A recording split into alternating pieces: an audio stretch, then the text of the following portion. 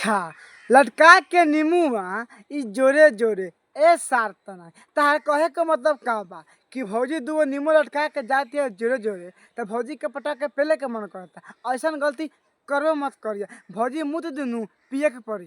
तो का हाल बा आज हम फिर से बात कर ले बानी चंदन चंदन चंदन तो का हाल बा भाई। आज हम फिर से बात कर ले बानी चंदन चंचल के। भाई आज के वीडियो बहुत फाल बा ऐसे कहल चाहते हैं वीडियो के पूरे देखो बहुत मजा आई। तो वीडियो बनाने के बस एक ही मकसद बा और एक ही मकसद रहेला आप सभी को दिल से हंसाने के लिए ना किसी को दिल को ठेस पहुंचाने के लिए। तो वीडियो को पूरा देखम और देखला के बाद में भूल जाम। तो बिना कोनो लाना लहसुन के आज के बकचोदी स्टार्ट करता है।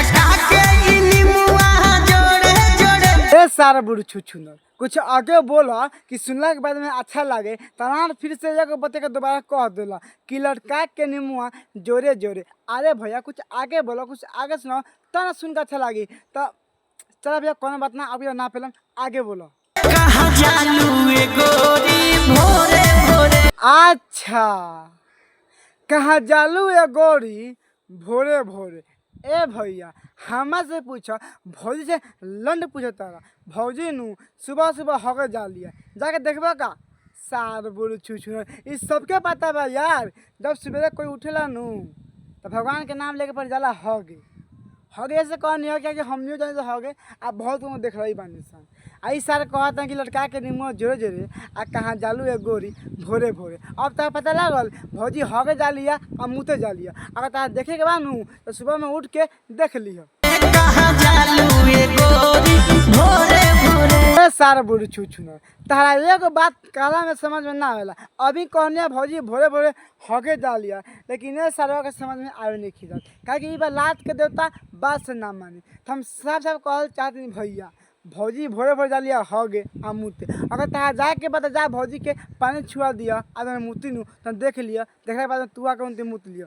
सारा बुढ़ छुछुनर लोगन गाना हो कि जालू कहाँ गोरी भोरे भोरे कहीं जाओ। अरे सारा कहीं जाओ तो गाना मारे बकारे अगर मारे के बाद जो पटाखे पेल दिए। अब देखो सुनो ला कि लेके जवानी पोरे पोरे। अरे भैया अगर तारा पेलने के बाद भौजी के लहंगा उठा के पेल दे लेकिन ऐसे भौजी के मत हरकावा क्या कि भौजी हगे जाती है कोनो मनवावे ना।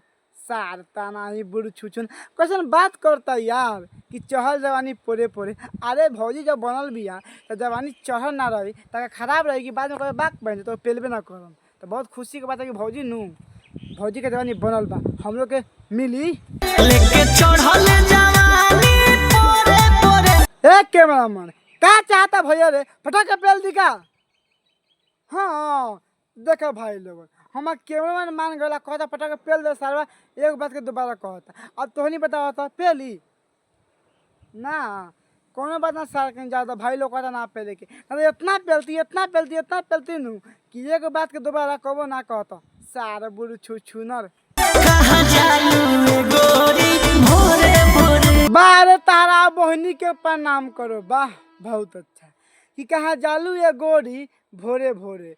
भैया ये बात के हम दो बार ऑलरेडी बता दिल बनी लेकिन भैया नहीं मानल जात क्या भैया फिर से कह देता कि कहाँ जाता रो गोरी भोरे भोरे। देखो भैया दो काम हो सकता या बाथरूम करे जाए चाहे हगे जाए।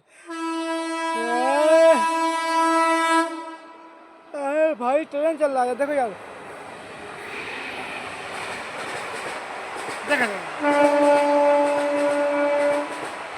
अभी वीडियो बना रहा हूँ और ट्रेन जा रहा है इसी करके मैं नहीं पेल पाया। देखते हैं आगे क्या हो रहा है।